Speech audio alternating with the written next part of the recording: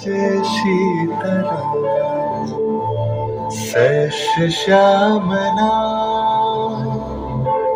सस्य श्यामला मातरम वंदे मातरम। 1908 সালের 11ই আগস্ট কিংসফোর্ডে বন্দে মাতরম বলার দোষে যে বালককে বেত মারার হুকুম দিলেন ব্রিটিশ সরকার, তারই পক্ষে দাঁড়িয়ে ক্ষুদিরাম বসু ও প্রফুল্ল চাকি সাহেবের ফিটন গাড়ি লক্ষ্য করে বোমা চালালেন মুজফ্ফরপুরে।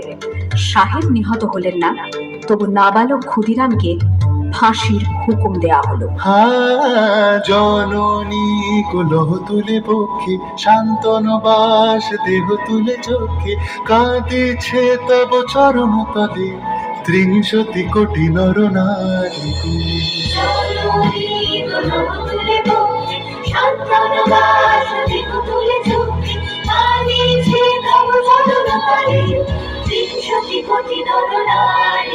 যারা স্বর্গগত তারা এখনো জানে স্বর্গের যে প্রিয় জন্মভূমি এসো স্বদেশ প্রদের মহাদীক্ষালু সেই মৃত্যুঞ্জয়ের চরণ চুমি। যারা জীর্ণ জাতির বুকে জাগালো আশা মন মলিন মুখে জোগালো ভাষা আজি রক্ত কমলে গাথা আজি রক্ত কমলে গাথা মারল খালি বিজয় লক্ষ্মী দেবতা দিদি কালী মুক্তির মন্দির শোকানো তলি কত প্রাণ হলো বলিদান লেখা আছে অশ্রু জলে লেখা আছে অশ্রু জলে।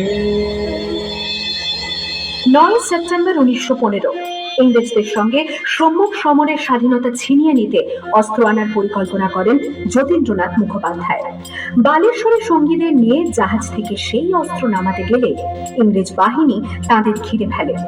বুড়িবালমের তীরে লড়াই বাঁধে বিরাট ইংরেজ বাহিনী বনাম বাঘা যতীন ও তার 4 সতীর্থদের। এককালে শুধু ভোজালি হাতে যিনি বাঘ মেরেছিলেন, সেই বীর সেদিন লুটিয়ে পড়লেন। আমি হাসি হাসি পড়ব ফাঁসি দেখবে ভারতবাসী ও মা হাসি।